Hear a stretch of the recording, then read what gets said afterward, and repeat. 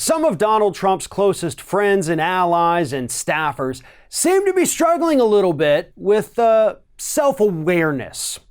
And here's what I mean. According to a story that just came out on the Washington Post earlier this week, a lot of Trump's allies and staffers and buddies have been telling him, or worried, at least behind the scenes, I don't know if they're telling him, but they're worried about the fact that he's sabotaging his re-election for 2020. Now, they think this because of all the horrible things he did over the summer, right? The attacks on the squad, the attacks on Baltimore, the attacks on Elijah Cummings, his basically barreling us toward a recession because of his doubling down on the trade war.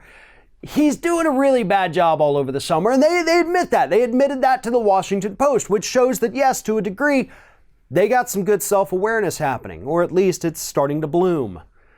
But on the other half of that, they also told the Washington Post that in addition to him doing these horrible things and sabotaging his re-election campaign, he's also been a really awesome president. The economy's doing great. The economy's not doing great. I mean, how many more signs do we have to get to show us that we're heading towards a recession? I know Trump likes to claim that, the media is lying about it because the Democrats want a recession. Nobody wants a recession, by the way.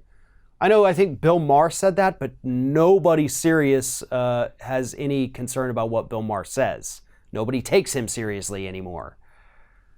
But we don't want that to happen because that's going to mean a lot of suffering for everyone. But Trump is too stupid to be able to prevent it.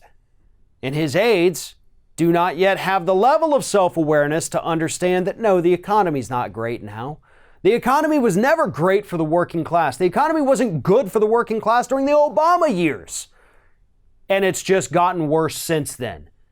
We're the demographic that really still hasn't recovered from the recession. Still trying to build that back.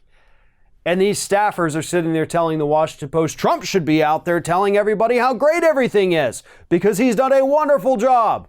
So that's why I say these people only have a little bit of self-awareness. Because they understand that, Donald Trump's horrid attacks on fellow lawmakers is going to cost him dearly. Polls show that people, they're not really on his side with these tweets and these attacks. They don't like it. But they also understand that Donald Trump is the one leading us towards a recession.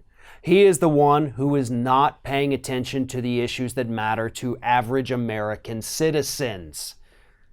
So Donald Trump may, as these aides point out, be kind of sabotaging his own re-election chances. But the other side of that is that Trump thinks he's doing the right thing. He thinks that these attacks are going to help him win in 2020. He thinks they're going to get his base riled up, not even realizing that his base is shrinking every day. Fewer and fewer people in this country are willing to hop on that Trump train and put on those MAGA hats.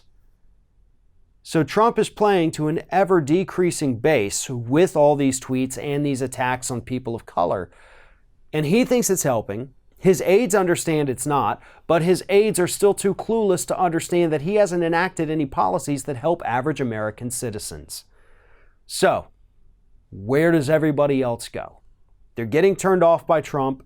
His aides don't have the self-awareness to understand that, this is bad all around, not just the tweets. So these people are going to go to somebody with a policy. People are going to go to somebody with a plan. These people, some of them, not all, of course, are going to go to the Democratic side if the Democrats play it smart. And I always have to throw that caveat in there whenever we talk about this because, as I've mentioned, Democrats are awesome at screwing things up and losing elections, right? Even when they've got the wind at their back, they can still find a way to fall flat on their face. And if you put somebody like Joe Biden in there against Donald Trump, hey, welcome to 4 more years of Donald Trump. I fear the same thing with Kamala Harris. I feel the same thing with Pete Buttigieg. I feel the same thing with Andrew Yang. I think there's 2 candidates right now who have a good chance of actually beating Donald Trump. That's Bernie Sanders and Elizabeth Warren. I think Bernie would beat him better than Warren would. And I know polls right now show Biden, Harris, Buttigieg, Sanders, Warren, they all beat Trump right now. But those numbers are going to change. And they're going to change not in the corporate Democrats' favor. But those people out there pushing policies, they're the ones who are going to attract these disaffected Trump voters who want something better for themselves, but finally understand that the Republicans are never going to give it to them. Thanks for watching, everybody. And don't forget, if you like what you see here, like, comment, share, and subscribe to our channel. And now you can also become a member of Ring of Fire and get exclusive early access to certain Ring of Fire videos all throughout the week. Just click on the little join button right below the video.